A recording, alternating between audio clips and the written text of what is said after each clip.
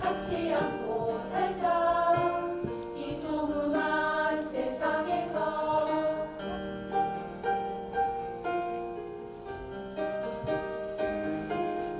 같이 산다는 건 쉽지만은 않았지.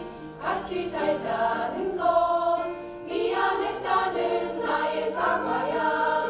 숨을 쉬면서도 고마운 줄을 몰랐어. 같이 안고 살자 이제는 내가 안아줄게.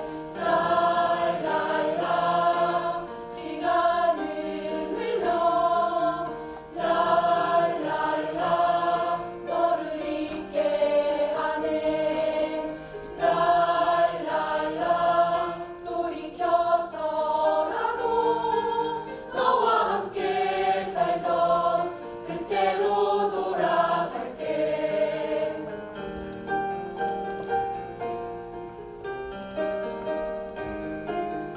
같이 산다는 건 쉽지만은 않았지. 같이 살자는 건 미안했다는 나의 사과야. 숨을 쉬면서도 고마운 줄을 몰랐어. 같이 안고 살자 이제는 내가 안아줄게. 랄랄라 시간은 흘러 랄랄라 너를 잊게 하네. 랄랄라 돌이켜서라도 너와 함께 살던 그때로 돌아갈게. 누구도 누구를 아프게 하지 말고 서로가 서로를 위로해가며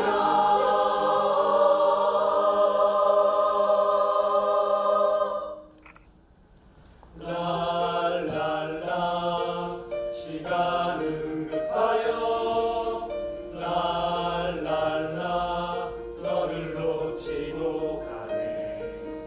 그러면 돌이켜서라도 너와 함께 살던 그때로 돌아갈게. 랄랄라 사람들아 랄랄라 잊지를 말자. 랄랄라 우리를 키워준 어릴 적 그 동산 꽃과 나무와 바람 하늘 아래 같이 살았던 어여쁜 내 친구들 같이 살아가자. 같이 안고 살자 아름다운 세상에서.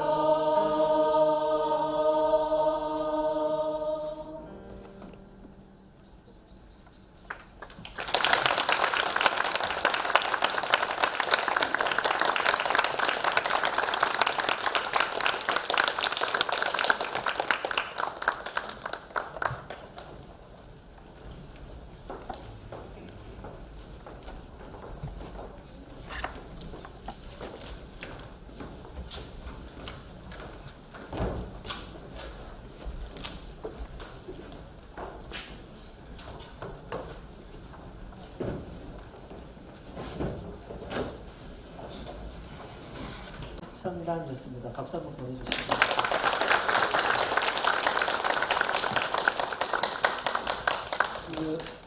먼저 인사드리겠습니다. 오늘 사회를 맡은 저는 민성환입니다. 지역의 생태보존 시민보험이라고 하는 단체에서 일을 하고 있습니다. 반갑습니다.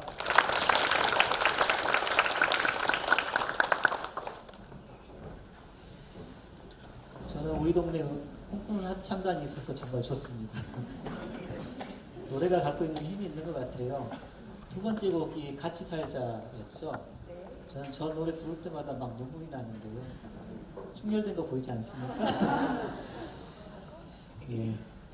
그 꿈꾸는 한참단이 작년에 10살이 있었거든요. 앞으로도 쭉 아름다운 노래를 지역에서 불러주셨으면 좋겠고요. 그 노래를 들으면서 지역이 꿈을 꿔보면 좋겠다 이런 생각이 좀 들었습니다. 세월호 참사가 어제 4월 16일로 해서 10주기를 맞았습니다. 304명의 희생자들이 발생했었는데요. 그날이 한국 사회에 어떤 의미이고 그날의 기억에서 우리는 뭘 배웠고 또 우리 주변은 얼마나 바뀌었는지 다시 한번 생각해보면 좋겠다는 생각이 좀 들었습니다. 오늘 포럼도 그런 의미에서 마련을 좀 했습니다. 이제 저희 시작에 앞서서 묵념의 시간을 좀 갖겠습니다. 불편하신 분을 제외하고는 모두 제자리에서 일어나 주시면 좋겠습니다.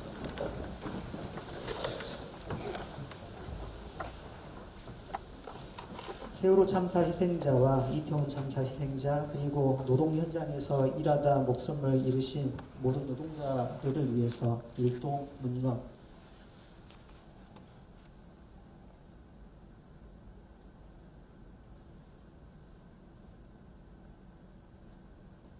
바로 자리에 앉아주시기 바랍니다.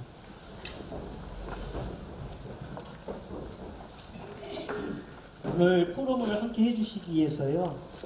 많은 분들이 같이 참석해 주셨는데요. 일일이 다 소개해드릴 수는 없고 일단 몇 분께 인사말을 좀 전하도록 하겠습니다. 이분들은 안전사회를 만들기 위해서 누구보다 열심히 일하셔야 될 분들인데요. 먼저 김우영 국회의원 당선자께 인사말을 좀 전하도록 하겠습니다.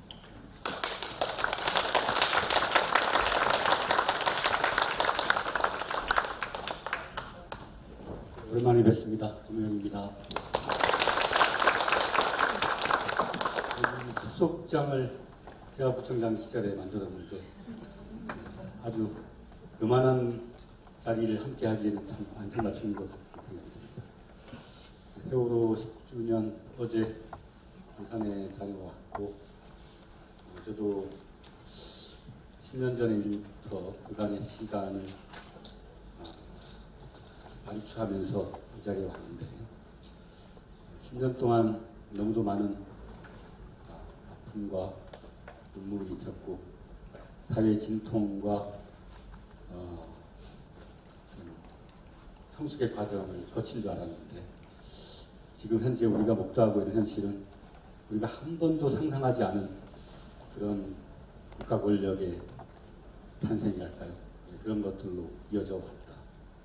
전 작년, 재작년에는 강릉에서 강릉의 세월호 함께하는 분들하고 시간을 보냈었는데 10년의 시간 동안 5년이 무려 그 민주당 정부였다는 사실입니다. 그 5년 동안에 어떠한 우리가 해결해야 할 과제들을 해결했는가에 대해서 뭐라 말할 수 없는 그런 죄송함 같은 걸 갖게 됩니다. 개혁의 지체는 반동을 부른다. 그 원리가 이번 윤석열 정권으로 이어졌다고 저는 생각을 합니다. 또 권력의 자리에 있을 때는 다 자기 합리화의 모순에 빠지는 게 아니냐. 우리는 할 만큼 했다라고 하는 정서가 문재인 정부 하에서 있었던 것이 사실이고 또 제가 그 당시에 저도 비서로 있었습니다만 우리의 지도자는 그렇진 않을 것이다라고 하는 그런 것 때문에 마땅히 해야 할 일을 방기하거나 또 국가 권력자로서 국민에 대한 도리로서는 하지 말아야 할 그런 소통의 차단이랄까 언행이랄까 이런 것들이 있었다는 거 그걸 제가 상당히 충격적으로 받아들였습니다. 모든 권력자는 그러한가 그리고 왜 우리가 만들어 놓은 정권이 이렇게 허약하고 나약한 변명만을 하게 되는가에 대해서 깊은 자성의 시간을 가졌던 적이 있습니다. 지금도 마찬가지고요. 제 기억이 맞는지 모르겠는데 이 정부자 선생님 강릉에서 만났을 때 들은 얘기가 너무 저는 좀 충격적이었어요. 그건 이제 아마 다큐나 이런 데 나왔겠습니다만, 전 성찰만 가지고는 안 된다. 성찰은 반드시 이행이라고 하는 걸로 이어져야 된다. 그래서 이번에 총선을 통해서 확인된 그 민의를 바탕으로 새롭게 만들어져야 할 정부는 말의 성찰이 아니라 정말 그 피투성이가 되더라도 결과를 만들어내고 제도나 현물로서의 또 변화를 일궈내야 된다. 그런 걸로 이제 앞으로 나아가야 되고, 또 우리 지역사회, 은평이라고 하는 지역, 또 전국 곳곳에 그런 의지를 가진 사람들끼리 더더욱 연대하고 불행을 외면해야만 존재할 수 있는 사람들, 그런 분들한테도 그건 더 큰 불행을 가져올 수 있기 때문에 우리가 불행을 직시하고 정면으로 응시해서 더 나은 사회로 나아가야 된다. 설득을 좀 해야 되지 않을까, 그런 생각을 해봤습니다. 반갑고 감사합니다. 고맙습니다. 너무 좋은 말씀을 너무 길게 해주셨습니다. 다음은 우리 김종민 은평구 녹색정당 은평구 은평을 지역위원장님께 인사말 부탁드리겠습니다. 네, 오늘 좋은 자리, 이것도 포럼이라고 하는 것을 이제 개최하고 그걸 준비하는 과정에서 많은 분들이 애를 쓰셨는데 이렇게 인사말까지 시켜주셔서 감사드리고요. 저는 이제 세월호 참사 10주기라고 하는 것에 정서적 마음이라는 게 좀 양갈래 마음이 처음으로 드는 그런 마음인데, 아마도 비슷하실 거라고 생각하는데, 제 부모 세대들이 많이 하는 게 원통하다 이런 말 하는데, 저 세대는 원통한 그런 건 좀 모르고 살아났는데, 참사를 겪고 나서는 그냥 마음이 그냥 원통하다 이런 생각이 나는데, 이런 개인 감정을 좀 넘어서 딱 나면 죄송한 감정이 또 갑자기 또 밀려옵니다. 그러니까 이 두 가지가 같이 있다는 것을 10년째 가지고 간직하면서 사는데, 저도 그런데 이제 유가족분들이나 또 관련되신 지인분들이나 이런 분들은 얼마나 더 그러실까 이런 생각까지 많이 들었고요. 제가 비록 할 수 있는 것이 무엇일까를 생각해보고 할 수 있는 실천과 기억을 다 하려고 최선을 다해도 제가 할 수 있는 힘이라는 건 부족하고 어렵고 이런 생각을 굉장히 많이 했습니다. 그러니까 선거를 시작하면서 세월호 이태원 참사 유가족 뵙고 또 세월호 기업관 가서 인사드리고 이렇게 시작했다가 또 마음이 좀 더 그런 것 같아가지고 후보 현수막에다가 세월호 참사 관련된 현수막을 걸기도 하고, 또 끝나자마자 세월호 관련한 캠페인을 하고 이런 걸 하지만, 이게 이렇게 하면 정말 이렇게 뭔가 진상규명도 되고 책임자도 진짜 처벌될까 이런 생각을 하다 보니까 시민들 마음속에 깊게 가진 뭔가 정말 진상규명은 어려운 거 아닌가 이런 생각들의 패배감이 저 역시도 드는데 많은 분들이 들지 않을까 이런 생각 같은 것 때문에 굉장히 10주기가 무겁게 다가오는데, 저는 원외가 됐으니까 원내에 계신 두 분도 계시고 하니까 원내하고 원외 시민들이 함께 줄탁동시가 돼서 정말로 이번에는 뭔가 아무튼 힘을 다해가지고 문제를 완벽하게 해결할 수는 없다 하더라도 적어도 원통한 마음과 죄송한 마음이 조금 사라지는 그런 올해가 되었으면 좋겠다는 생각을 갖게 됐습니다. 고맙습니다. 네, 고맙습니다. 마지막으로 저희 박진민 의원님. 네.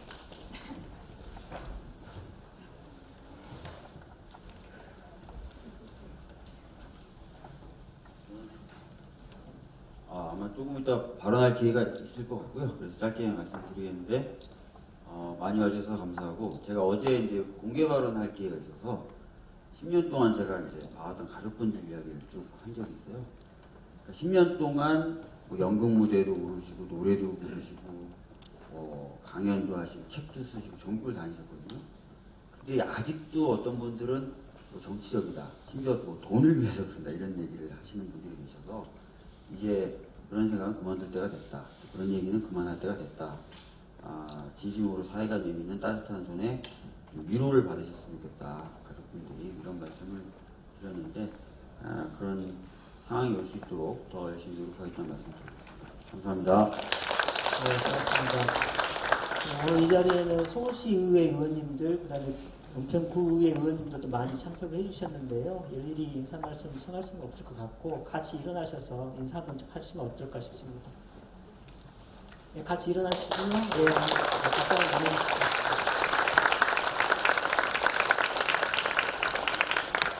그럼 오늘 세월호 참사 10주기를 맞아서요. 우리 삶과 사회를 돌아보고 안전한 사회에 대한 진단을 함께 이야기 나눠보는 그 시간을 좀 갖도록 하겠습니다. 오늘 참석해 주신 분들 먼저 소개를 좀 드릴까 합니다. 세월호를 기억하는 은평 사람들의 모임 이소윤님 같이 잘 해주셨습니다. 4.16 유가족이신데요. 신호성님의 어머님 정부자님 참석해 주셨습니다. 이태원 유가족이신데요. 진세훈님의 아버님 진정호님 자리해 주셨습니다. 들어보니까 이태원 참사 희생자 친구라고 부르시네요. 이예빈님도 같이 자리해 주셨습니다. 4.16 연대 이태호 위원장님 같이 해주셨고요. 방금 인사말 해주신 박주민 의원님 같이 자리해 주셨습니다. 먼저 저희 이소연님께 말씀을 좀 청하겠는데요. 은평에서 지난 10년 동안 어떤 활동들을 해왔다고 들었어요. 그래서 그 활동들을 잠깐 소개해 주시고 앞으로 이제 어떤 활동을 좀 할 예정인지 그리고 시민들께 같이 제안할 부분들 부탁드리겠습니다. 8분 정도 부탁드리겠습니다. 네, 안녕하세요. 세월호를 기억하는 은평 사람들 모임 대표 이서연입니다. 지난 10년 동안 우리 은평에서 세월호 활동사항을 보고 드리려고 하는데 말로 설명하는 것보다는 그래서 영상을 보여드리는 게 더 나을 것 같아서 영상을 준비했습니다. 함께 보시죠.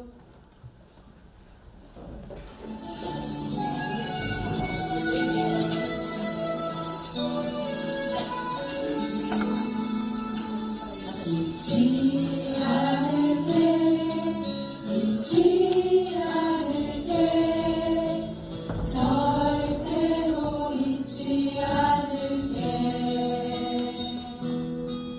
꼭 기억할게 다 기억할게 아무도 외롭지 않게 잊지 않을게 잊지 않을게 절대로 잊지 않을게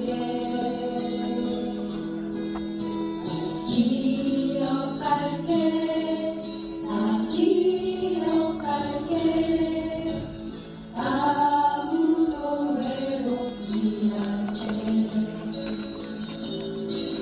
1년이 가도 10년이 가도 많이 더 많은 세월 흘러도 고픈 얼굴들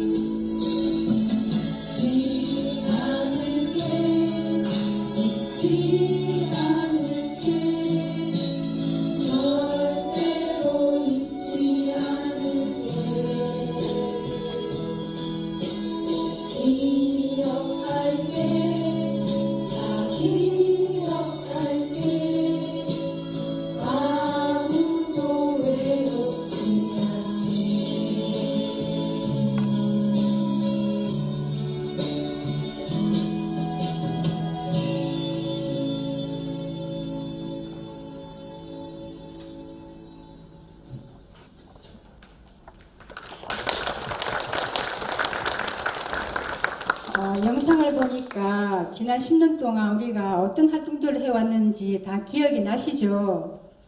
그쵸? 자료가 수천 장이 넘는데 어떤 사진을 어떻게 써야 될지 고민을 정말 많이 했습니다. 그래서 그냥 알기 쉽게 웹자보를 중심으로 그냥 사진 몇 장 첨부했는데요. 코로나 시기 3년 동안에도 우리가 쉬지 않고 많은 활동을 못했지만 그래도 쉬지 않고 추모 행사를 해왔다는 것을 말씀드리면서 10년 동안의 보고사항은 이렇게 마무리를 하고요. 중요한 것은 우리가 이제 앞으로 10년이 더 중요하잖아요. 그래서 제가 몇 가지 좀 말씀을 드리고 싶습니다. 세월호 참사 이후에 우리 국민들은 안전한 사회를 외치면서 우리 스스로 좀 더 나은 삶을 변화 좀 시켜보자고 스스로 많이 노력도 했는데 그럼에도 불구하고 이태원 참사나 오송 참사 이런 끊임없는 사회적 참사가 계속 반복되는 것을 보니까 여전히 우리는 아직도 안전하지 않은 사회 그리고 국민을 보호하지 않는 나라에서 살고 있구나 하는 생각에 좀 무기력함까지 드는데요. 제가 우리 은평에서 앞으로 10년 동안 어떻게 했으면 좋겠다는 그런 제안을 제가 두 가지 좀 드리고 싶습니다. 이태원 참사나 오송 참사 이런 거를 저는 제2의 세월호, 제3의 세월호라고 저는 그렇게 생각이 들면서 우리 은평에도 이런 참사가 일어나지 말라는 법이 없잖아요. 그래서 두 가지 제안을 좀 드리고 싶은데 이제는 이런 참사들을 세월호 참사로만 바라볼 것이 아니라 우리가 사회적 참사로 바라보면서 좀 더 적극적인 대응을 해야 되지 않을까 하는 생각에서 좀 확장성 있게 우리들끼리만 이런 활동을 하는 것이 아니라 우리 일반 시민들이 좀 이런 의식을 변화를 좀 시킬 수 있도록 우리가 그래도 10년 동안 세월호 활동을 해왔기 때문에 우리가 좀 잘 아니까 앞에 나서서 시민들 같이 좀 해보자 이런 제안을 좀 드리고 싶고요. 두 번째는 지금까지는 우리가 세월호 활동을 기억하고 추모하는 데만 집중해왔습니다. 그런데 앞으로 향후 10년은 기억하고 추모 외에 회복과 치유를 위해서 좀 더 활동을 좀 같이 해봤으면 좋겠다는 생각이 들고요. 물론 이 회복이라는 단어 속에는 진상규명도 당연히 포함되어 있습니다. 그래서 사회적 참사의 회복을 위해 우리 은평에서 어떤 일을 할 수 있을지 같이 좀 고민해보고 시민사회가 좀 더 자주 만나서 토론도 하면서 그런 방법을 같이 찾아보는 것이 어떻겠냐 이렇게 두 가지 제안을 드리면서 그래도 우리가 은평에서 10년 해봤잖아요. 그러니까 좀 일반 사람들을 좀 많이 끌어들여서 지금까지 해왔던 것처럼 꾸준히 좀 하게 되면 그래도 우리 은평이 좀 나은 변화가 있지 않을까 그런 생각이 들면서 우리 시민사회를 저는 믿습니다. 이상입니다. 감사합니다. 네, 고맙습니다. 10년 동안 은평 지역에서 활동해왔던 활동들을 간략하게 정리해서 공유를 좀 해주셨고요. 그런 활동들이 좀 더 나은 사회를 만드는데 조금이라도 기여를 했으면 좋겠다 이런 생각이 좀 듭니다. 앞으로 10년의 활동들을 바라보면서 한 두 가지 제안을 좀 해주신 것 같습니다. 이건 저희가 지역에 좀 더 같이 고민하면서 숙성시키면 좋겠다 싶고요. 바로 이어서 우리 정부자 선생님께 말씀을 부탁드리도록 하겠습니다. 세월호 참사 이후에 10년의 세월이 흘렀는데요. 우리 사회와 시민들께 하시고 싶은 말씀이 많으실 것 같은데 부탁드리겠습니다.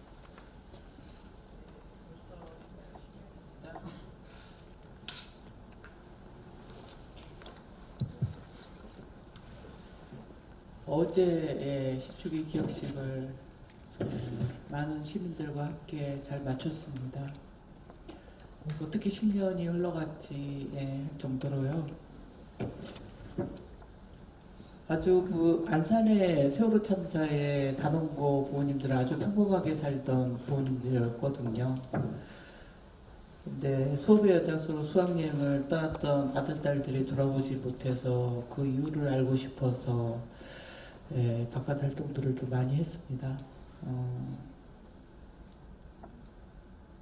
너무나 하면서 야, 내가 사는 국가가 이런 국가인가 것을 좀 배웠고요. 내가 너무나 바보처럼 살았구나. 내가 내 가족밖에 모르고 살았구나. 저는 그렇게 살면 다 되는 줄 알았습니다. 내 가족에 내 남편 직장 잘 다니고 내 아들 학교 다 다니고 착하며 이 사회는 잘 돌아갔다. 제발 나서지 말아라. 아이가 나서기를 좀 좋아했거든요. 나서면 미움받는다. 그렇게 했는데 저가 틀렸어요. 말 못하고 그냥 참으면 다 되는 줄 알았습니다. 아이를 안타깝게 이렇게 희생이 되고 나서 엄마니까 좀 알아야 되겠다. 밝혀줘야 되겠다. 밝혀야 아이를 떠나보낼 수 있을 것 같았습니다. 그리고 난생 처음으로 몸의 통증보다 마음의 통증을 견딜 수가 없었습니다. 몸을 혹사를 시켜야만이 그나마 내 아들에게 미안한 마음이 덜 들어서 미친 듯이 그냥 전국을 다닌 것 같습니다. 전국을 다녔는데도 지금 10년을 딱 바라봤는데 시민들은 많이 바뀌었다고 하거든요. 세월호 참사 이후에 국민들 의식도 많이 바뀌고 사회가 그래도 많이 바뀌었다고 하는데 자식을 떠나보낸 이 엄마는 뭐가 바뀌었는지 모르겠어요. 저는 저한테 질문을 자꾸 합니다. 뭐가 바뀌었을까? 내 아까운 내 목숨 같은 내 자식만 보냈는데 뭐가 바뀌었지? 보고 싶어도 볼 수 없는데 살아 돌아올 수 없는데 왜 시민들은 그렇게 아픈 말들을 자꾸 할까? 그리고 남는 게 있더라고요. 나의 병 들어가는 모습, 그 병들이 하나하나씩 생기는 거예요. 근데 정말 사회가 바뀔까? 정말 바뀔까? 이 활동을 그만둬야 되나? 시민들께 다니면서 약속한 게 있는데 이걸 어떻게 할까? 자식을 잃은 부모가 이렇게 다녔는데 당연히 다녀야 하는데 전국에 계신 시민분들 또 우리 해외에 계신 시민분들은 뭐지? 이분들은 뭐기에 우리 아이들을 잊지 않고 함께 할게 하면서 지금까지 행동해 주시지? 그런데 자식이 그렇게 힘들게 억울하게 갔는데 이 엄마인 내가 포기하면 안 되지. 그게 지금 나는 박근혜 석방되고 나서 그런 생각이 자주 듭니다. 뭘까? 정말 세상이 바뀔까?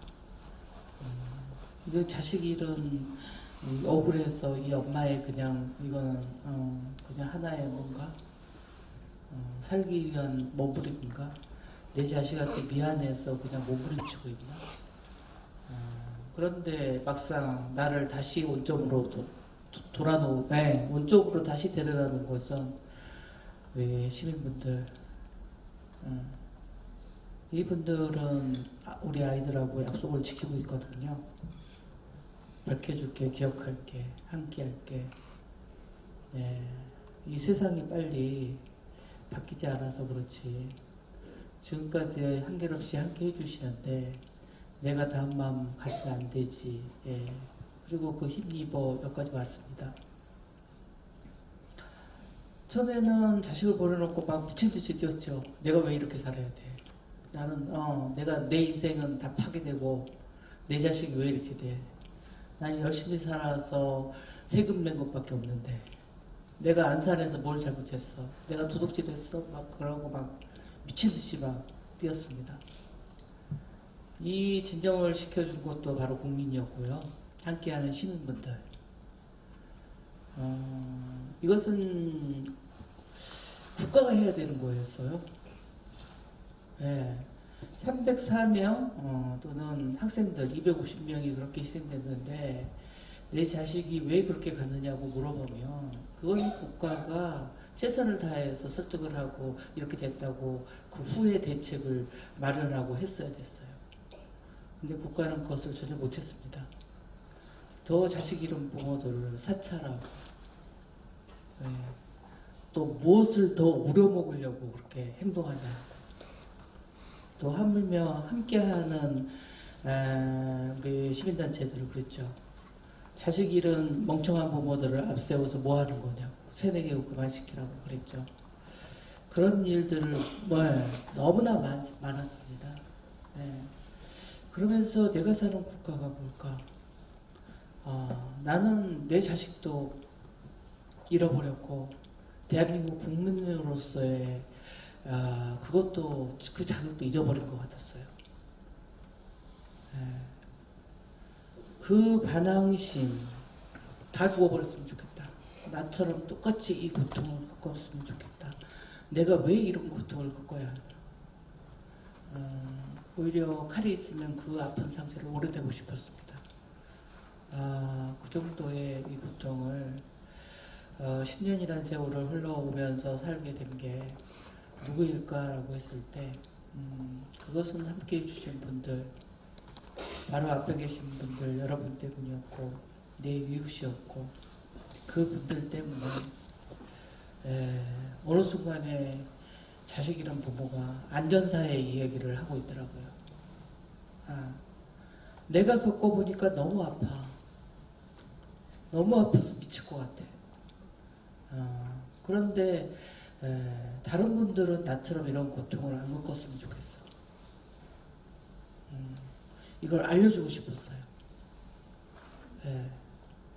왜 우리의 기성세대가 저처럼 내 가족밖에 모르고 돈 모으기 바빴고 애한테 공부해라 그랬고 너만 잘하면 된다고 그랬고 함께 더불어 사는 방법을 애한테 못 가르쳤을까? 그걸 내가 고스란히 당하고 있구나. 누군가가 당해야 되는데 내가 먼저 당하고 있구나. 그런데 지금은 돈을 백날 돈을 그렇게 물려주려고 자식들한테 물려줘봤자 그 많은 돈들을 물려줄 수가 없어요. 얼마를 벌어서 또 자식한테 물려주겠어요. 그냥 연기처럼 사라져버리는 거, 자식이 없으면. 그런데 안전사회, 안전하게 이 대한민국에서 살게 하는 것은 우리가 만들어줄 수 있잖아요. 정부를 위해서 외칠 수는 있잖아요. 유가족이 앞장서서 그것을 함께하면 우리 엄마 아빠들, 우리 아이들이 안전한 세상에 살 수 있게 우리가 만들어줄 수 있잖아요. 그것을 함께 해보자. 지금까지 10년 동안 자식 잃은 부모를 이렇게 다른 마음을 갖게 만들어주신 것도 여러분이었고요.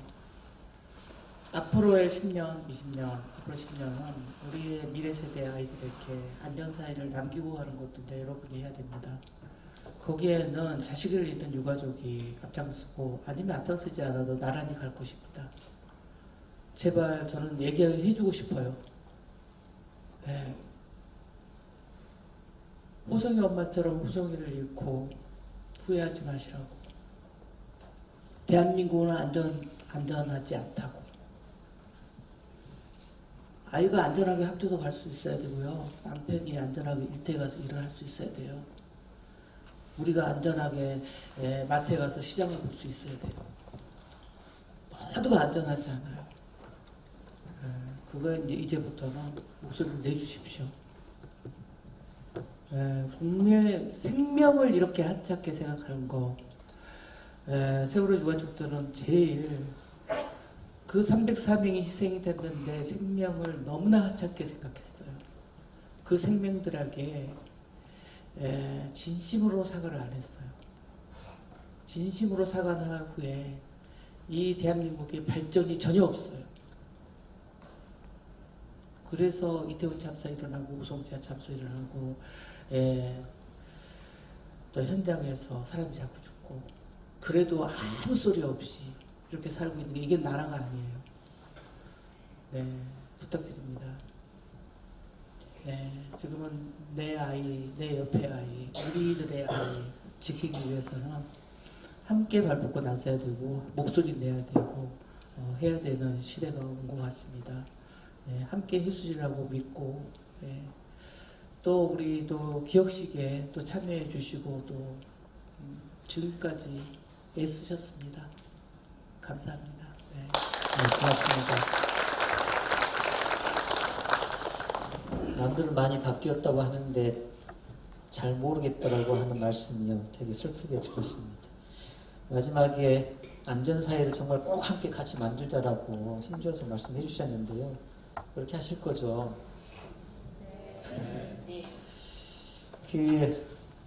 어떤 분들은 정말 많은 것이 변했다고 이렇게 하신 분들도 말씀하신 분도 계시는데요.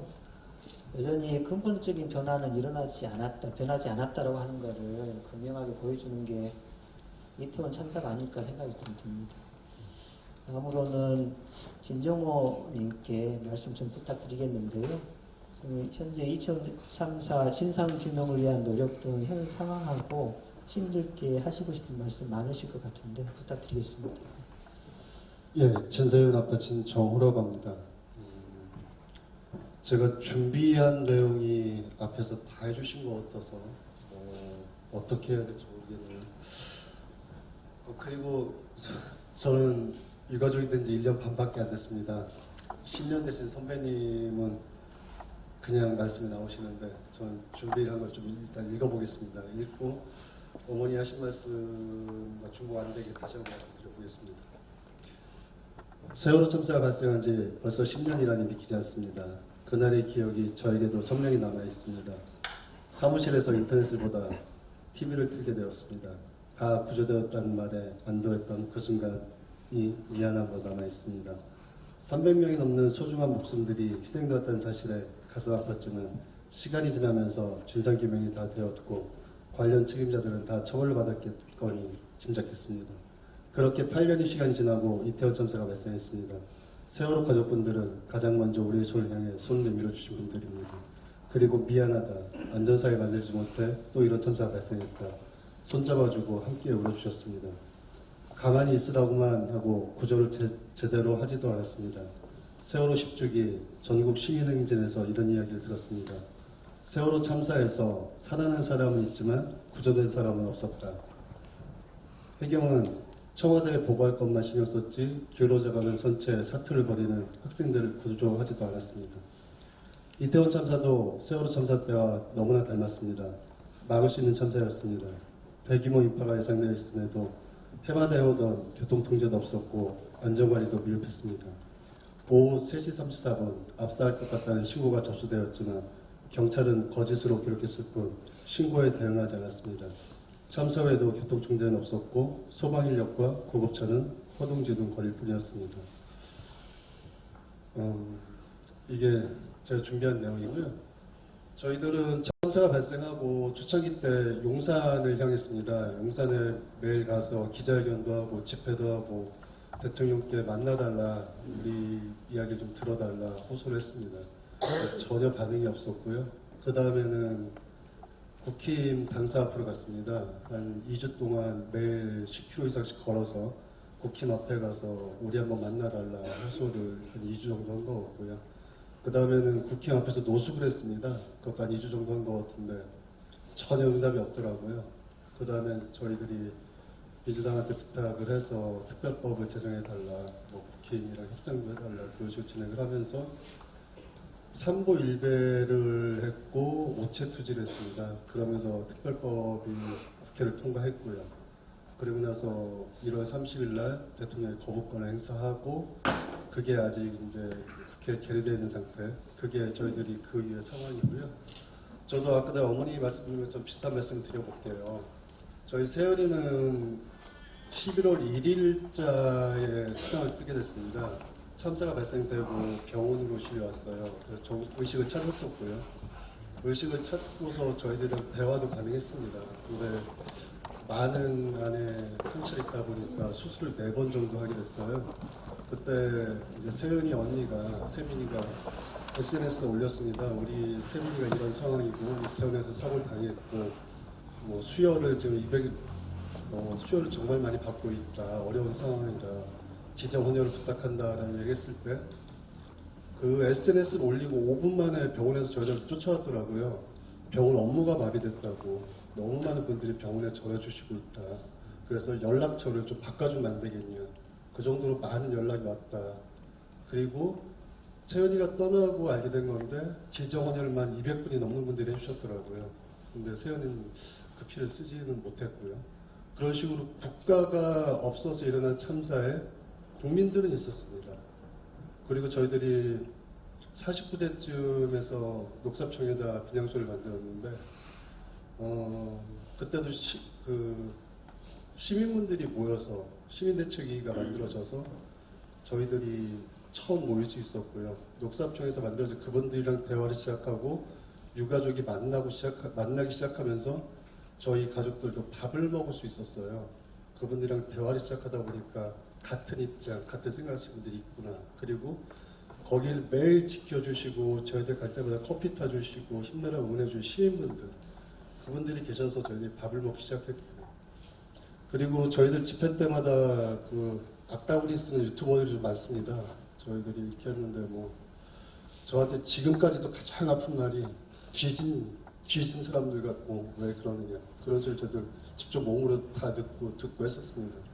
그때마다 저희들보다 앞에 서서 가장 먼저 싸워주시고 막아주셨던 게 국민들이.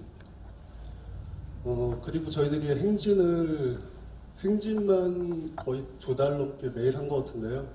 그때도 저희들 행진할 때 같이 걸어주시고 중간에 물 갖다 주시고 도시락 싸서 갖다 주시고 했던 국민분들. 그래서 제가 드리고 싶은 말씀은 이태원 참사나 세월호 참사나 국가는 없었습니다.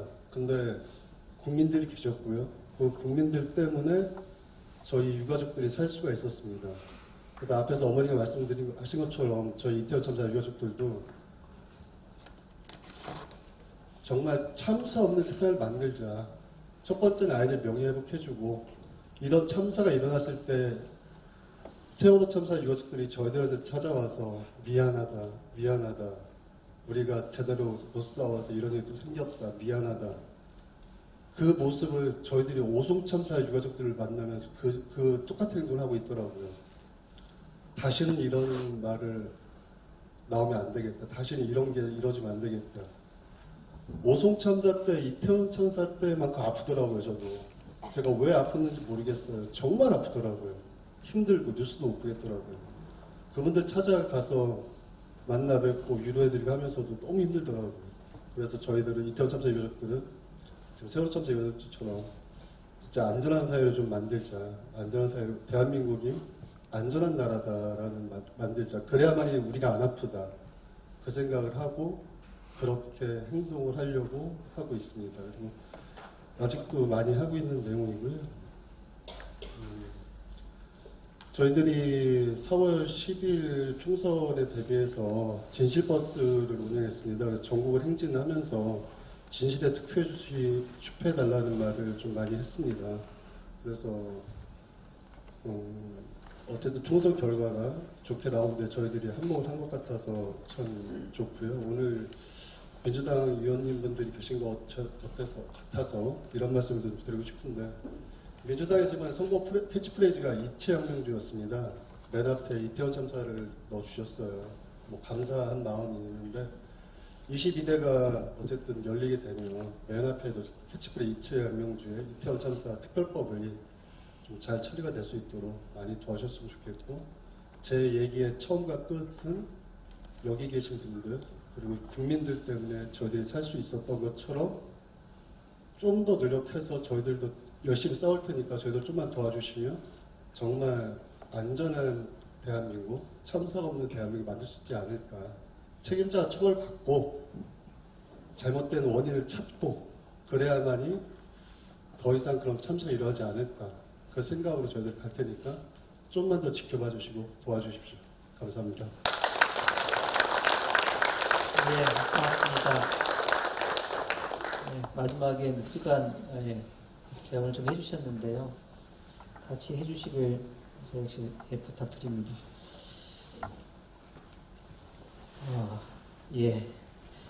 다음은 저희 이예빈님께 말씀을 좀 청하고자 하는데요. 아마 청년 세대가 느끼는 세월호 참사나 이태원 참사는 또 기성세대가 좀 남다를 것 같습니다. 특히나 또 그 현장에서 친구를 떠나 보냈다고 들었는데요. 하실 말씀이 많으실 것 같은데 부탁을 좀 드리겠습니다.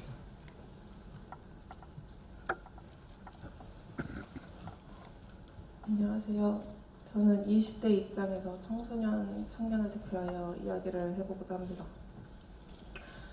제가 이 자리에서 이야기를 하는 것이 사실은 좀 부끄럽습니다. 참사 당시를 떠올리면 저는 당시에 중학생이었는데 수학여행이 앞으로 사라지게 될 수도 있다, 못 가게 될 수도 있겠다는 이야기에 실망했던 기억이 가장 먼저 떠오르기 때문인데요.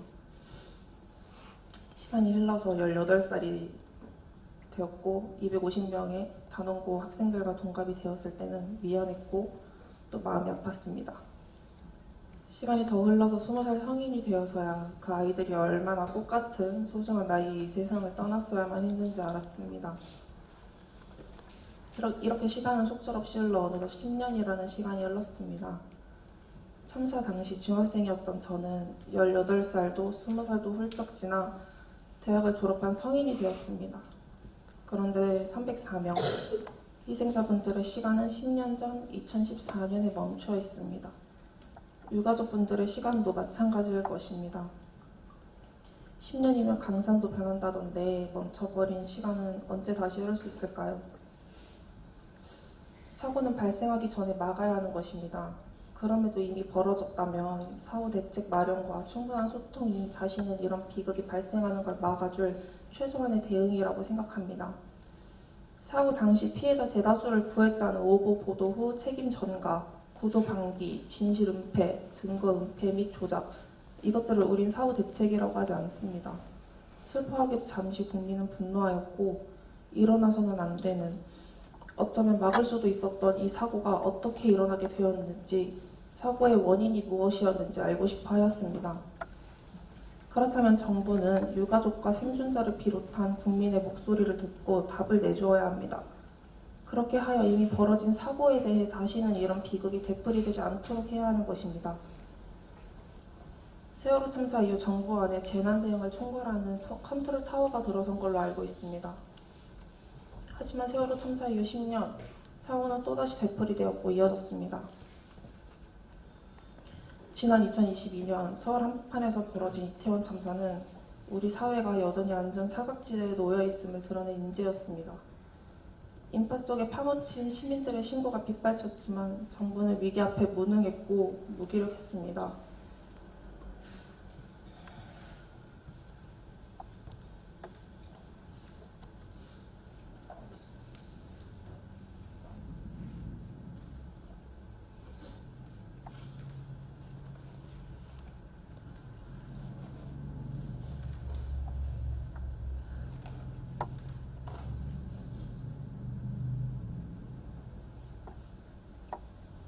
유치원 때부터 지금까지 가장 친한 제 친구는 이 참사로 인해 사랑하는 동생을 먼저 보내줬어야 했고, 뿐만 아닌 지금의 20대들은 10대 땐 세월호 참사, 20대 땐 이태원 참사로 수많은 또래 친구들을 떠나보내야만 했습니다.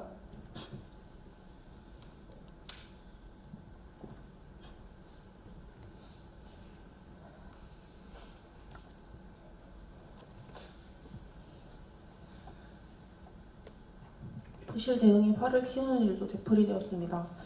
오송 지하차도 참사, 제2경인고속도로 방음터널 화재 사고는 초동 대처만 제대로 했더라면 피할 수 있던 사고였습니다. 제2의 참사는 없다며 그렇게 외쳤으나 일어나지 않았어야 하는 일들이 계속해서 되풀이되는 이유는 무엇입니까? 수백 명의 사람을 태우는 배는 어떠한 상황에서도 안전해야 합니다. 너무나 당연하고 명백한 사실인데 대체 왜 배는 침몰했어야 하는 것인가요? 그리고 대체 왜 그 어느 질문에도 국가는 답을 하지 않고 있는지 궁금할 따름입니다. 시험과 입시로 뒤덮여 있는 치열한 학창시절, 수학여행은 그 무엇보다 소중하고 기대되고 행복한 날입니다. 고등학교 2학년 수학여행은 마지막이기 때문에 더더욱이나 소중한 것입니다.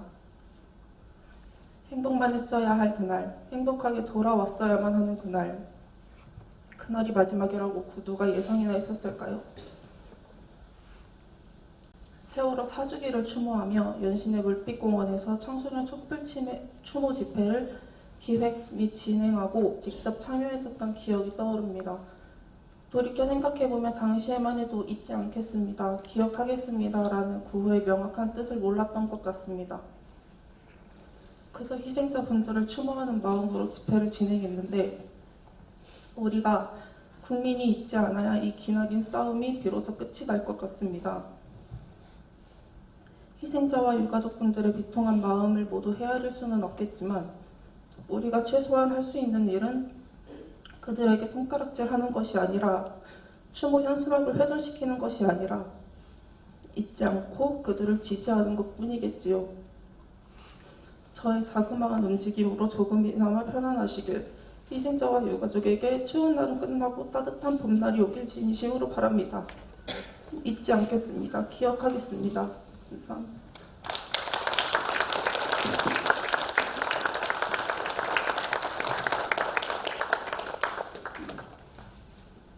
예.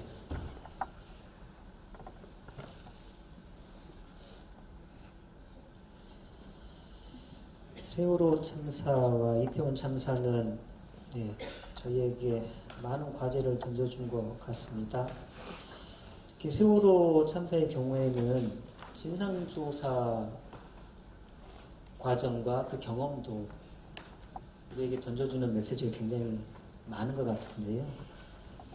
제가 알기로는 세월호 참사의 경우에는 진상조사를 위해서 3번이나 위원회가 구성이 되고 진상조사가 진행이 됐습니다. 마지막 진상조사는 2022년 9월에 마무리한 사참이었는데요.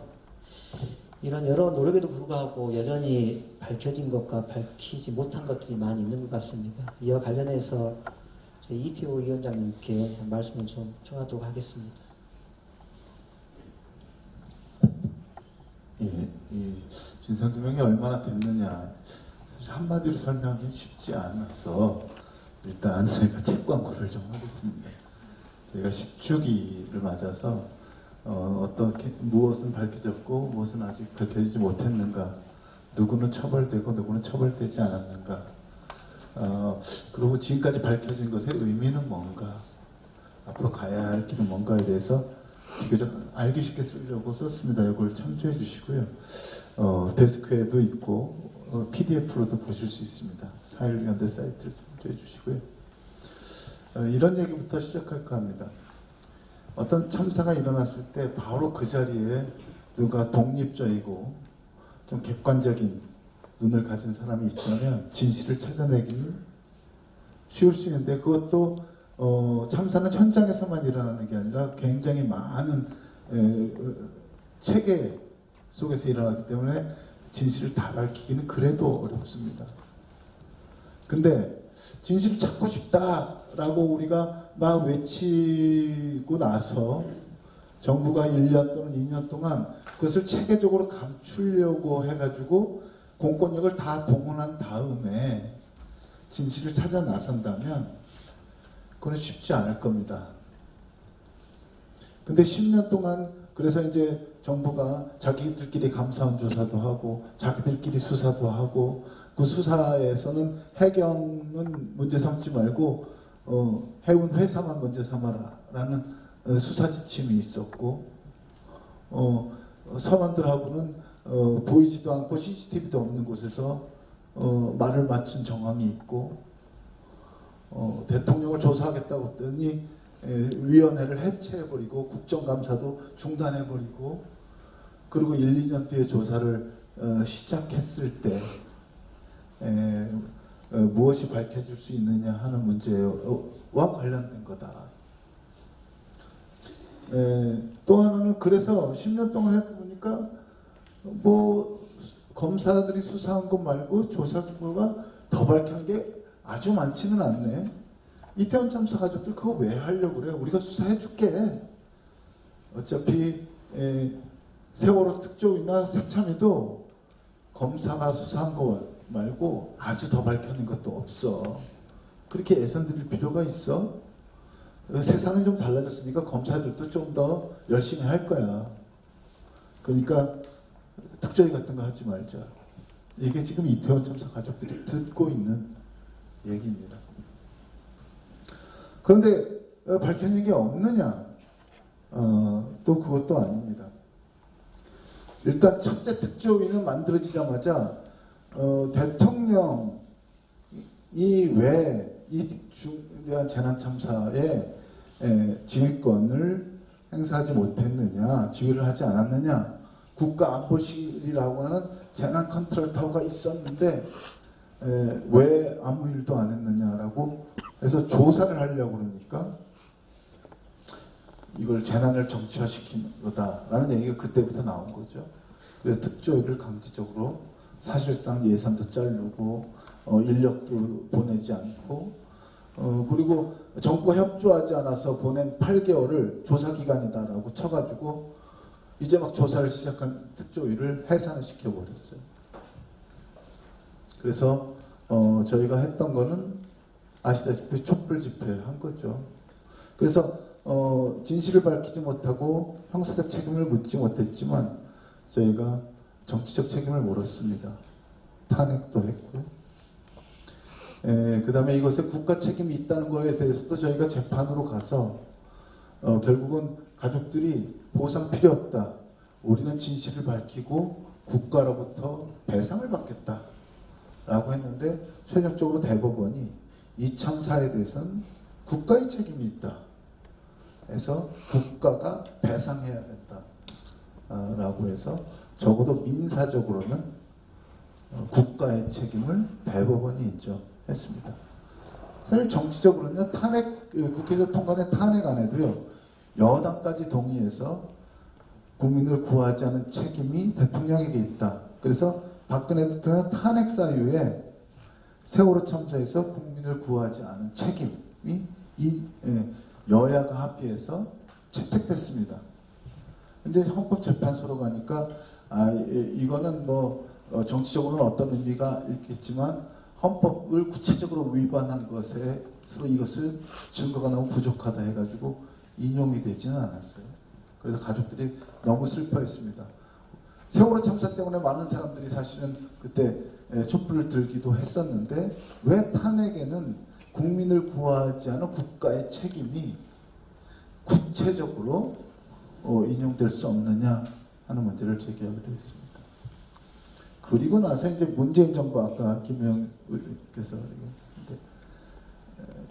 문재인 정부에서 5년 동안 정부의 협조 속에 진상규명을 했는데 도대체 뭘 밝혀냈느냐 하는 숙제가 이따가 박주민 대표 얘기해 주시겠지만 우리에게 큰 질문으로 남아 있습니다. 예를 들어서 이런 게 있어요. 그래서 국정원이 시민 사찰도 많이 했고 국가가 공권력을 전체를 동원해서 진상을 은폐했다. 그리고 진실을 밝히려는 사람들을 사찰했다. 이걸 찾기 위해서 사참위가 국정원에 대해서 자료를 요청하고 조사를 했습니다. 국정원에 대해서 이 독립적인 조사기구가 이렇게 체계적으로 조사한 것은 유사일에 처음일 수 있습니다. 근데 유사일에 처음이라는 게 의미도 있지만 한계도 있는 거죠. 우여곡절 끝에 저희가 국정원 200명이 동원돼서 세월호 가족들을 사찰하고 진실 동향 정보를 해가지고 정권의 안보를 위해서 움직였다라는 걸 알아냈어요. 200명 중에 몇 명을 소환해서 조사할 수 있었을까요? 한 명 나왔습니다. 한 명이 와가지고 국정원은 이런 데 불려오는 게 아닌데 하도 뭐 대통령도 조사에 협조한다고 그랬고 그러니까 우리 한 명 보내줄게. 한 명 와가지고 뭐라고 그랬냐면 기억이 안 납니다. 그런 적 없습니다. 대답할 수 없습니다. 하루 조사받고 갔어요.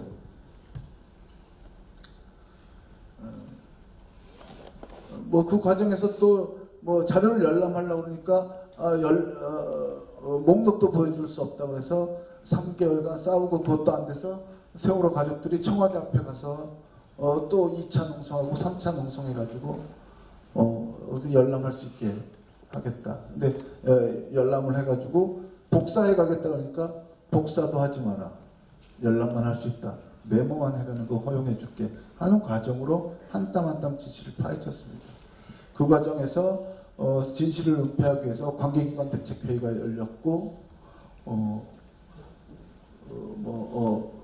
그 다음에 특조위를 해체시키기 위해서 어떻게 정부가 움직였고 거기에 국정원이 어떻게 협조했다는 사실 같은 것들이 드러났습니다.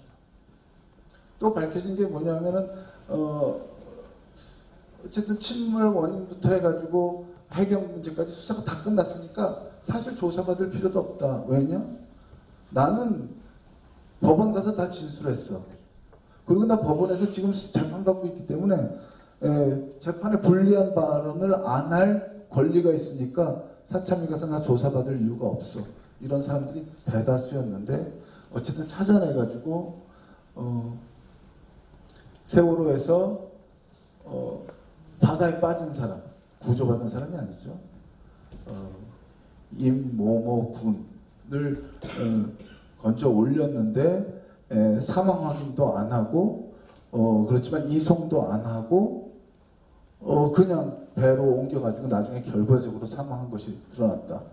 뭐 실제로 사망한 채로 발견됐는지 안 됐는지 모르지만 사망 확인을 정식으로 하기 전까지는 최대한 빨리 육지병원에 보내서 이게 확인해야 되는데 그걸 못했다라는 것을 근거로 해서 해경지휘부를 재수사해야 되고 재수조사해야 된다라고 해가지고 여태까지는 1, 2, 3정만 처벌했었는데 해경지휘부 전체를 다시 조사하고 수사해서 기소할 수 있는 길을 열었습니다. 그래서 조사해 보니까 퇴선 조치도 내리지 않았고 현장에 있는 1, 2, 3정에게 뭔가 지시를 해야 되는데 문자를 통신 시스템을 썼는데 해경 현장에 있는 1, 2, 3정 구조 세력에게는 전달할 수 없는 거기서는 닿을 수 없는 통신 방식을 써가지고 실제로는 현장 구조 세력에게 그나마 부실한 지시조차도 전달되지 않았다 하는 등등의 사실들이 확인되었습니다. 제가 길게 말했는데요. 요약하면 이렇습니다. 아주 구체적인 건 몰랐지만 해경지휘부가 어떻게 구조하지 않았는데 진실의 윤곽은 밝혔습니다. 그리고 국가가 공권력을 어떻게 체계적으로 남용했는지에 대해서 윤곽은 밝혔습니다. 근데 이 윤곽을 밝힌 정도가 구체적으로 이 당사 책임자들을 처벌할 수 있는 수준까지의 조사는 아직까지 못했습니다. 그리고 침몰 원인에 관해서는 여러 가지 이미 배가 너무 늦게 인양되었고 진술들이 다 맞춰져 있기 때문에 실제로 내부적인 원인에 의해서 배가 침몰했는지 아니면 다른 외부적인 원인이 있는지 기술적인 논쟁 끝에 결론을 내리지 못했습니다. 이거에 대해서는 앞으로도 더 연구 작업이나 조사 작업이 필요할 텐데 침몰 원인이 무엇이든 간에 사실은 이 배가 어떤 배라도 그 외부적인 이유건 내부적인 이유든 이렇게 빨리 침몰해서는 안 되는 거죠. 그래서 국제적으로 왜 이 배가 이렇게 빨리 침몰했느냐는 국제적인 미스테리가 돼버렸습니다. 잠수함이 박았어도 이렇게 배가 침몰해서는 안 되고 아무리 과적을 했어도 이렇게 배가 빨리 침몰해서는 안 되는 거거든요. 그렇기 때문에 국제적으로는 보다 안전한 배를 만들기 위해서는 훨씬 더 안전 기준을 높여야 된다는 논의가 진행되고 있습니다.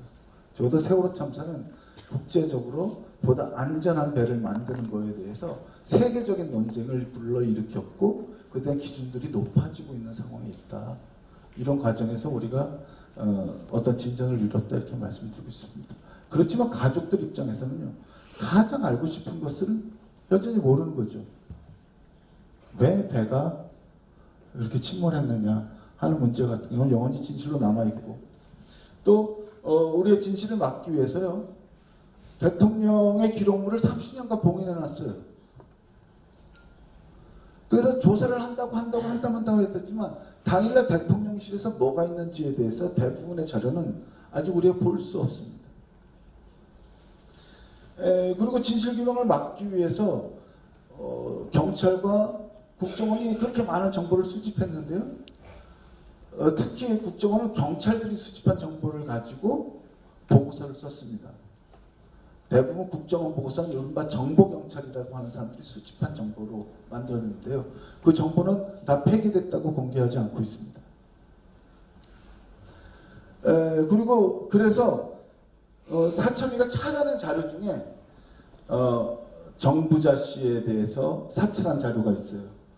근데 사참위가 보겠다고 그랬더니 정부자 씨 개인정보니까 사참위 니들이 보면 안 되라고 해서 정부자에 대해서 뭘 조사했다라, 무슨 정보를 수집했다고 다 비워놨어요. 사참위는 정작 정부자에 대해서 무슨 정보를 국정원이 수집했는지 보지 못했습니다.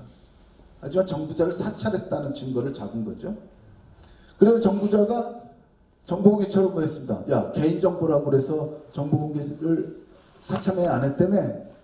이제 내가 그 개인이니까 내 정보 내놔.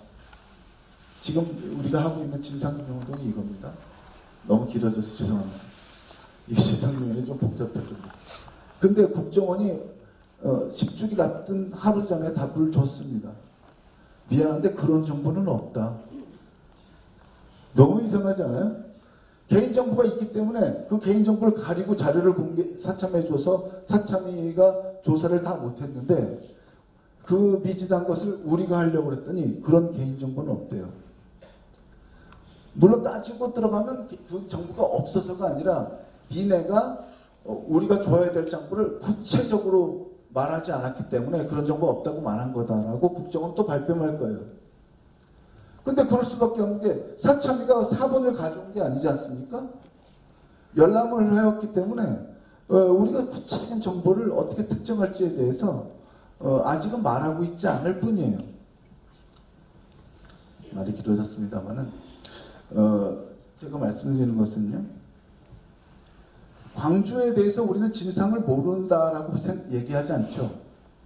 40년, 50년 됐는데 광주의 진상은 대체로 알고 있다라고 말할 수 있습니다. 진실의 윤곽도 다 알고 있어요. 하지만 광주에서 구체적으로 일어난 일들에 대해서는 계속 밝혀지고 있습니다. 세월호 참사도 독립적인 조사를 위한 노력을 통해서 또 다른 정치적인 노력을 위해서 진실의 윤곽이 안 밝혀진 건 아닙니다. 하지만 진실을 찾아나가는 과정은 계속될 수밖에 없고 그것이 중요한 이유는 그것을 통해서 국가가 무엇을 해야 되는지에 대해서 계속 사회적으로 환기시킬 수 있다고 생각합니다. 그런 점에서 앞으로 진상규명을 위한 노력에 같이 해주셨으면 좋겠고요. 세월호 참사 10년 해보니까 잘 안 되니까 이태원 참사 특별조사기구 할 필요 없다는 주장에 맞서서 싸워주십시오. 그 사람들이 노리는 것은 이런 노력을 통해서 그런 주장을 통해서 진상규명이 필요가 없고 진상규명은 국가기구만 할 수 있다는 것을 우리에게 주입시키려는 거기 때문에 그에 함께 반대해 주기를 부탁드리겠습니다. 그래서 죄송합니다. 예, 고맙습니다. 진상규명을 위한 노력은 여전히 계속해야 된다고 하는 말씀을 마지막에 강하게 강조를 해주셨습니다. 지금까지 밝혀진 거, 밝히지 못한 거, 앞으로 밝혀야 될 것들 말씀을 좀 주셨고요. 좀 더 자세한 내용은 아까 말씀 주신 것처럼 팜플렛을 참고하시면 될 것 같습니다. 아까 진종 아버님께서 올 총선에 윤실에 투표를 해서 투표를 통해서 국회의원 구성에 놀라운 변화를 만들어 드렸다 이 말씀 주신 것 같습니다. 그래서 어깨가 무거우실 것 같은데요. 특히 뭐 진상규명이든 생명 안전사회를 만들기 위해서는 법과 제도의 역할과 기능이 굉장히 클 것 같습니다. 그래서 그 관련된 이야기를 마지막으로 박주민 의원님께 전하도록 하겠습니다.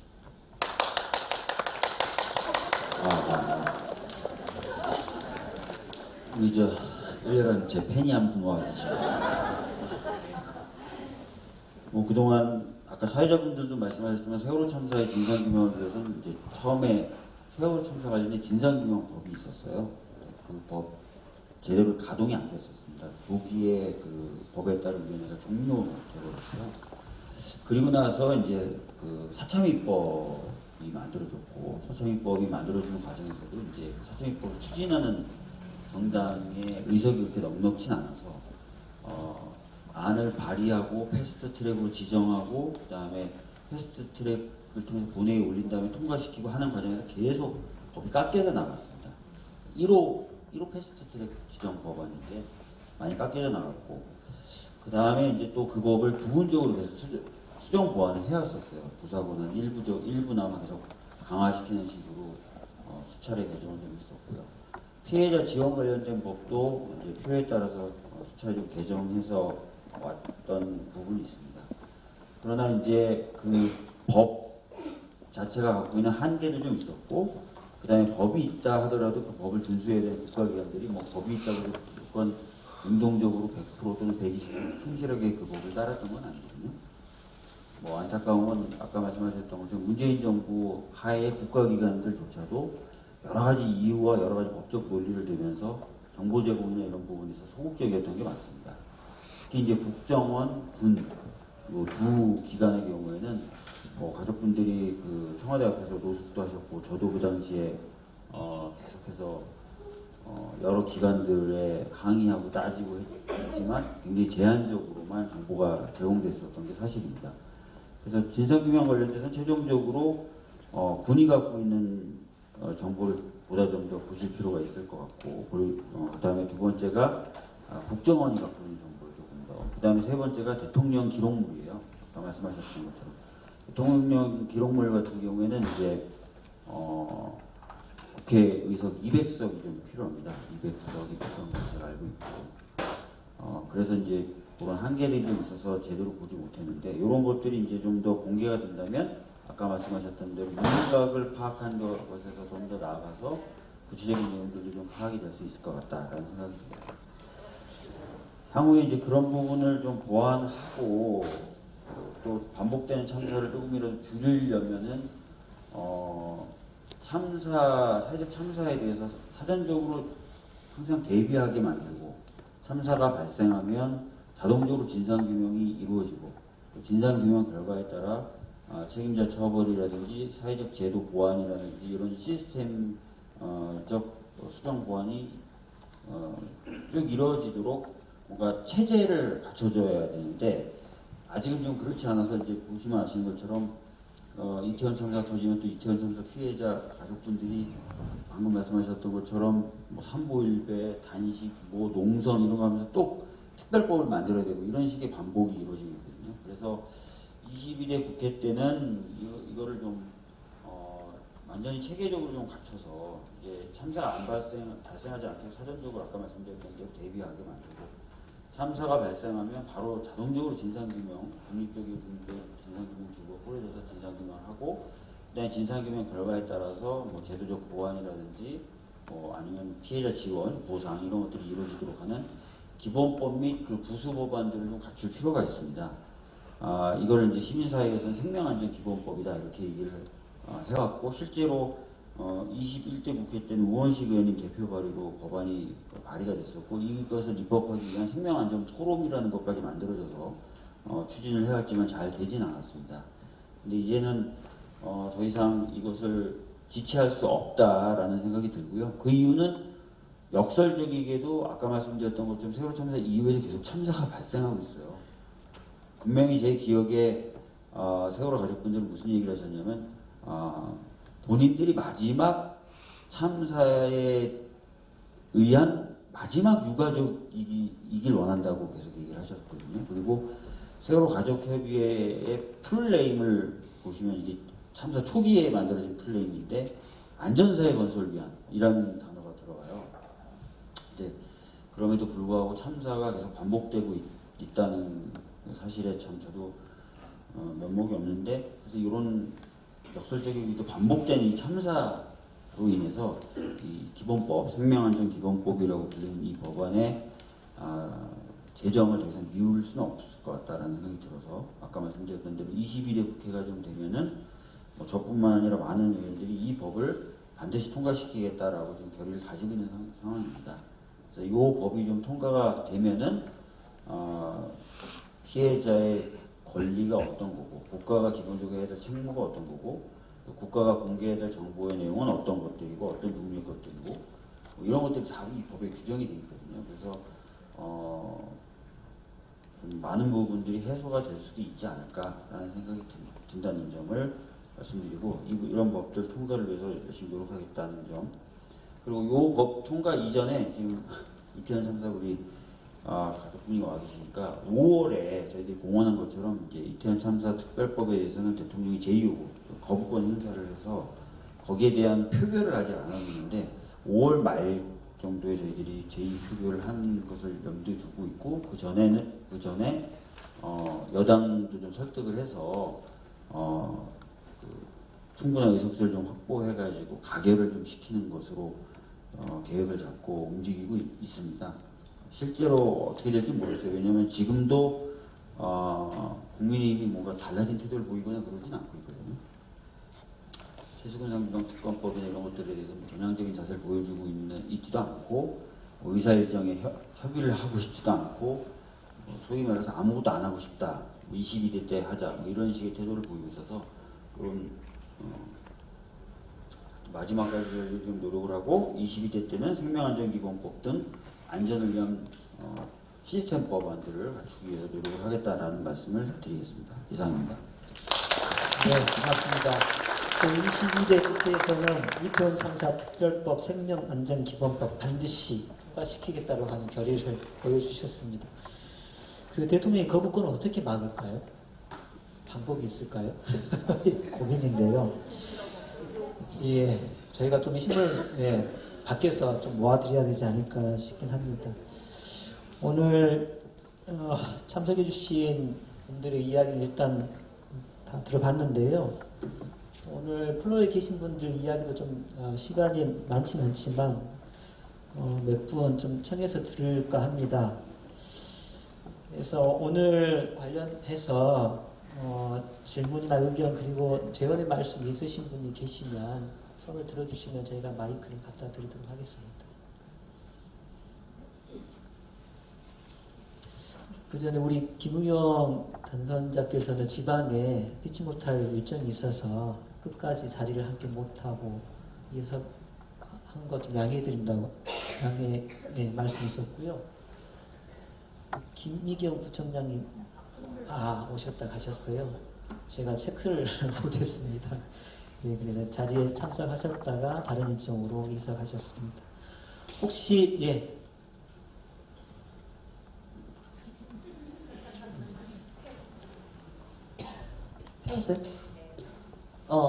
저는 이 6분 중에 우리 가장 제가 아끼고 존경하는 박주민 의원님께 3가지 질문을 던지고 싶습니다. 일단 첫 번째는 제가 초등학교 5학년 때 세월호 사건이 일어났어요. 그때 많이 정상 구조되고 않고 좋아했는데 고등학교 때 이게 거짓이었다. 충격받았죠. 대학교 신입생 때 이천 참사 일어났어요. 충격받았어요. 22대 국회 때는 어떤 이 생명 패키지 법안에 내었다고 공보물에 적으셨잖아요. 본인이 직접. 그 약속을 이 자리에서 확실히 약속을 지킬 수 있는지 물어보고 싶고요. 두 번째는 이제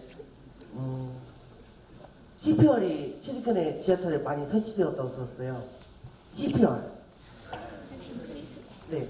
그래가지고 그것을 이제 더 많이 설치할 수 있는 법안에 지금 만들 계획을 갖고 계신지 묻고 싶고, 마지막 3번째는 여기 계신 분들 중에 저보다 어린 분들도 있으시고 5, 60세대들이 굉장히 많다고 들었습니다. 그분들을 위해 세워주실 수 있는, 지킬 수 있는 공약이 있으신지. 예, 고맙습니다. 박주민 의원님만 너무 좋아하시는 것 같아요. 혹시 제 팬이 많은지 모르겠어요. 한 분만 더 의견이나 뭐 질문 있으시면 받아서 한꺼번에 좀 소화하도록 하겠습니다. 예, 예.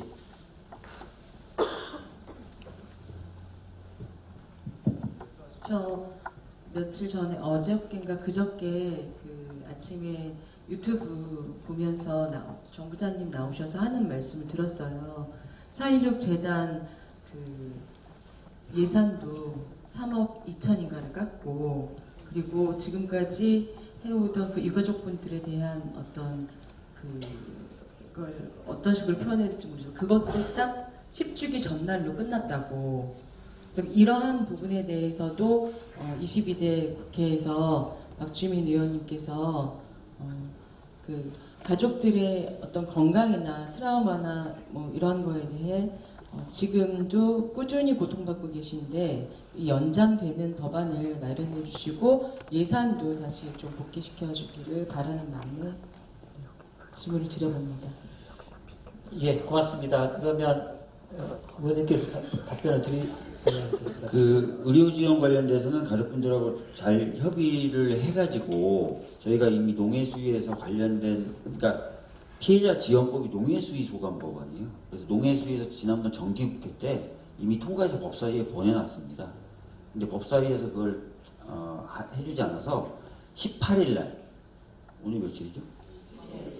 17일인가? 그럼 내일 농해수위가 전체 회의를 열어가지고 그거를 법사위에 있는 걸 그냥 본회의로 직회부하는 절차를 거칠 거예요. 그래서 본회의에 올릴 거고, 그다음에 저희가 이제 그 생각하고 있는 일정이 5월 2일 정도에 본회의를 한번 여는 건데, 물론 저쪽에서는 지금 아무 답을 안 주고 있어서 5월 2일에 부의 표결을 하고 28일 날 표결을 해서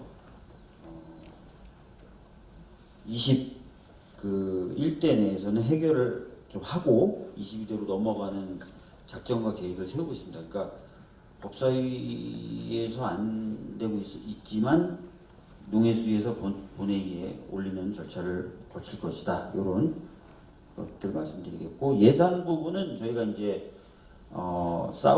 지난번에도 싸웠고 올해도 당연히 이제 그런 얘기가 있으면 싸울 텐데, 이제 안타까운 거는 저희가 아시다시피 예산의 증액 권한은 국회에 없습니다. 헌법에 그렇게 돼 있잖아요. 국회는 예산 감액만 할 수 있어요. 그래서 지난번에도 좀 싸우다가 저희가 주장했던 대부분의 예산 관련된 주장을 다 관철을 못하고 했었는데, 하여튼 최선의 노력을 다하겠다는 말씀 드리겠습니다.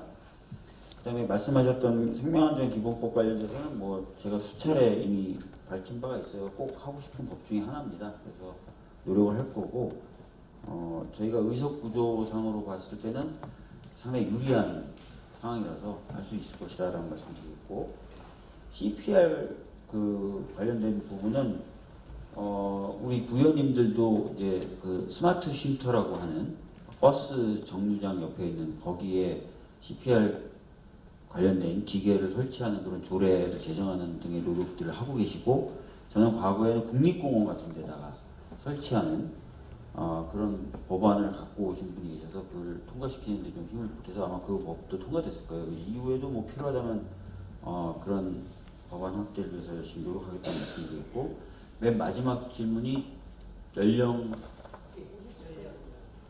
예, 5, 60대요? 아니면 네? 5, 60대와 청년 세대요?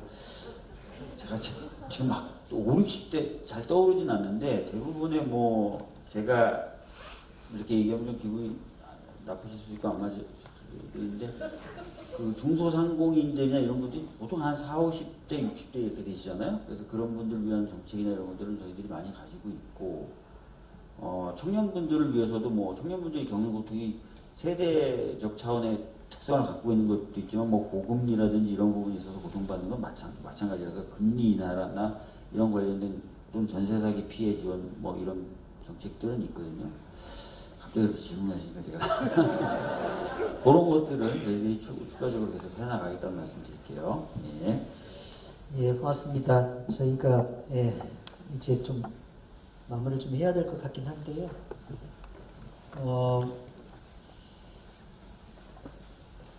오늘 마지막으로 이 참석해 주신 분들께 짧게 한 30분에서 1분 정도, 30초에서 죄송합니다. 30초에서 1분 정도 좀 시간을 드리려고 합니다. 저희가 세월호 10주기 기념 10주기를 추모하면서 오늘 자리를 마련했는데요. 지금까지 걸어온 길보다 앞으로 걸어가야 될 길이 훨씬 더 소중하고 어쩌면 또 힘들 수도 있겠다 이런 생각이 좀 들었습니다. 그래서 앞으로 좀 우리가 무엇을 해야 될지 안전한 사회를 만들기 위해서 우리 모두에게 당부하고 싶으신 말씀, 제안하고 싶으신 말씀이 있으시면 좀 해주시면 좋겠습니다. 박주민 의원님은 말씀 많이 하셨으니까 저희 이태우 위원장님, 이혜빈님, 진종호님, 정 부장님, 이소 의원님 이렇게 역순으로 짧게 좀 해주시기 바랍니다. 제가 뭐 산만하게 말을 많이 해가지고 발언해 주셔서 감사합니다. 사참위가 여러 가지 한계도 있었고 성과도 있었지만 끝나고 권고를 내렸습니다. 법에 따른 권고는 반드시 이행해야 됩니다. 그리고 국회도 사참위가 권고한 법을 만들어야 됩니다. 그래서 정부와 국회에 숙제를 준 게 있거든요. 그래서 가족들의 가장 중요한 지금 요구는 사참위가 했던 권고, 대통령부터 책임을 인정하고 사과하고 자료를 공개하고 추가 조사하고 생명안전법 만들고 하는 등등의 권고를 이행하라는 것인데요. 그거에 같이 함께 해주시면 좋을 것 같고요. 사실 저희가 다시 조사기구를 만들어서 뭐 진상규명을 하자라는 주장을 하고 있지는 않습니다. 그렇지만 저희는 계속 진상규명을 해나갈 것인데 이거 지금부터는 광고입니다. 가족들의 진상규명을 가장 같이 함께 할 수 있는 방법은 4.16 연대 회원이 되어주시는 겁니다. 재단은 이런 정치적인 이슈를 다룰 수 없게 돼 있어요. 하지만 4.16 연대는 가족들이 함께 만든 사회운동 조직입니다. 진상규명운동을 위해서 저희 4.16 연대 회원이 되어주십사 말씀드리면서 마치겠습니다. 감사합니다. 고맙습니다.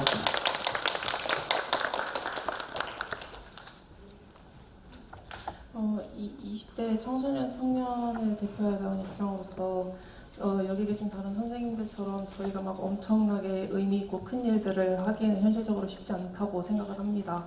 하지만 잊지 않고 기억하면서 저 유가족 선생님들과 유가족분들과 이런 연대 그리고 뭐 4.16 연대 선생님들을 지지하는 것만으로도 큰 힘이 되지 않을까 하는 생각을 합니다. 그러니까 잊지 않고 기억하도록 합시다. 감사합니다. 예, 저는 은평구 신사 이동 사람입니다. 그리고 맨 끝에 있는 예빈 씨는 저희 큰딸 친구고요. 제가 이런 얘기를 들은 이유는 참사는 남의 이야기가 아니다. 내 이야기다. 제가 참사 초기에 첫 인터뷰가 그거였어요. 세월호 때 내가 연대가 너무 약했던 것 같다고. 그래서 나한테 이런 일이 생긴 것 같다고. 첫 인터뷰가 그거였거든요. 남의 일이 아니다. 내 일이다 생각해 주시고 같이 손잡아 주시고 우리 안전한 대한민국을 위해서 같이 노력 부탁드리겠습니다. 감사합니다.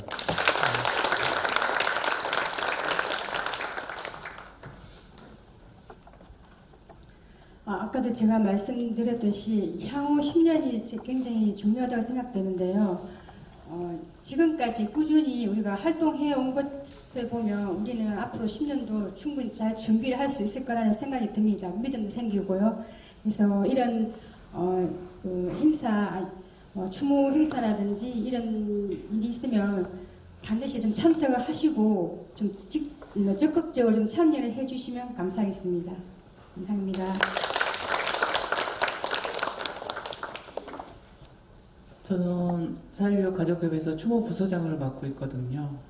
아이들이 250명이 수학여행을 같이 떠났는데 8곳에 아직 흩어져 있고 돌아오지를 못하고 있습니다. 예, 이 아이들이 안산에 또 엄마 아빠가 있는 곳 고향인 안산에 돌아올 수 있도록 올해는 착공을 10월 달에 할 수 있도록 안산시청에 격려에 문자 보내기 또 전화 돌리기 좀 그렇게 좀 부탁을 드리겠습니다. 좀 윽박지를 하고 막 그렇게 소리 지르라고 그런 게 아니라 잘하고 있느냐, 얼마나 힘든 일을 하고 있느냐. 안산의 생명안전공원이 건립된 후에는 안산의 이미지가 바뀔 것이다. 안산이 생명의 도시, 안전의 도시가 될 것이다. 안산시가 조금 힘이 더 날 수 있도록 격려의 전화 좀 부탁드리고요. 이 사회는 일단은 국회의원들이 할 수 있도록 일을 할 수 있도록 우리 시민이 한 목소리를 내줘야 된다고 저는 생각을 해요. 네, 진상규명도 마찬가지고 안전사회 만든 것도 마찬가지입니다. 네, 우리가 똘똘 뭉쳐서 이번에 진짜로 우리가 일할 수 있는 분들께 한 번 더 기회를 줬잖아요. 네, 그분들이 일을 제대로 할 수 있게 우리 시민분들이 똘똘 뭉쳐서 이분들을 밀어줘야지 이 진상규명과 안전사에 잘 될 거라고도 믿고요. 그것을 또 마지막으로 또 부탁드리겠습니다. 네, 이 자리 만들어주셔서 감사합니다. 네, 고맙습니다. 마지막에 제안 드렸던 내용들은 다 기록하셨죠? 다시 한번 제가 정리해 드릴까요? 예, 정리를 좀 하자면 은평 지역 차원에서는 앞으로는 회복과 치유를 위한 활동을 좀 더 해보자 이런 제안이 좀 있었고요. 또 하나는 세월호 참사뿐만 아니라 이천 참사, 오송 참사 등 사회적 참사 문제 해결에도 관심 갖고 적극 연계를 해보자 이런 말씀도 주신 것 같습니다. 좀 더 구체적으로는 4.16 연대 회원이 반드시 되어주시면 좋겠다고 하는 부탁도 있었고요. 그 다음에 잊지 말자, 기억하자 이 부탁도 있으셨습니다. 안산시청에서 생명안전공원 만들 수 있게끔 격려하는 그런 메시지도 전화도 해주셨으면 좋겠다라고 하는 요청도 있었고요. 근본적으로 생명안전사회를 만들기 위해서 우리 서로 손을 잡고 반드시 정말로 만들어보자라고 하는 말씀도 있으셨습니다. 그러려면 당장 이태원 참사특별법이나 생명안전기본법이 이번 국회에서는 반드시 제정될 수 있도록 열심히 힘을 모으자 이런 말씀을 해주셨습니다. 같이 함께 해야 될 것 같고요. 제가 빼먹은 게 있습니다.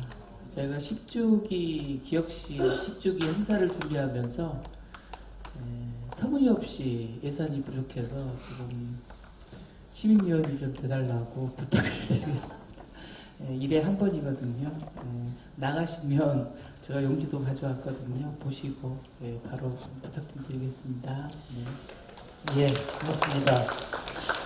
어떤 분이 이런 말을 했었는데요. 기억이 좀 남았습니다. 재난은 쉽게 종결되지 않습니다. 특히 억울하게 가족을 잃은 이에게 완전한 해결이란 없습니다. 재난을 겪고서야 무엇을 배운다는 것은 슬픈 일인데 재난을 겪고서도 배우지 못하는 것은 더 슬픈 일이다 이렇게 이야기를 하던데요. 예, 다가왔었습니다. 기억하겠다, 잊지 않겠다 이런 이야기를 많이 했었는데 무엇을 기억해야 하는지 무엇을 잊지 말아야 하는지가 많이 불명해진 것도 사실인 것 같습니다.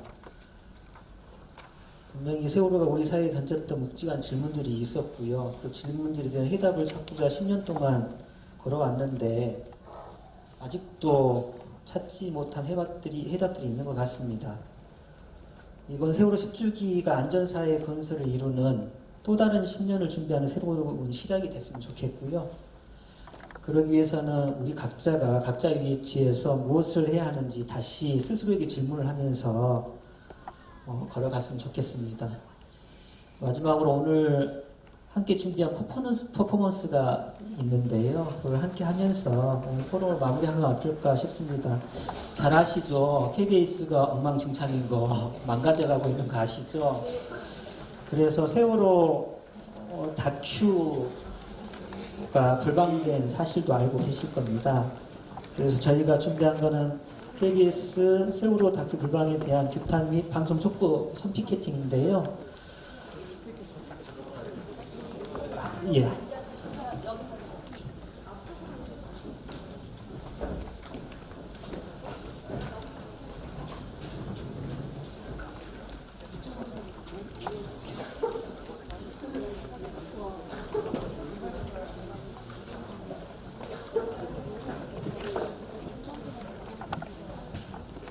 그래서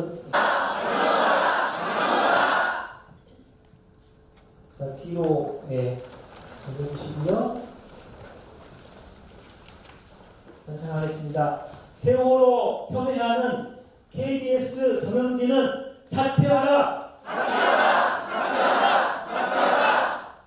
예, 고맙습니다. 이걸로 오늘 토론을 마무리하겠습니다. 예, 고생하셨습니다.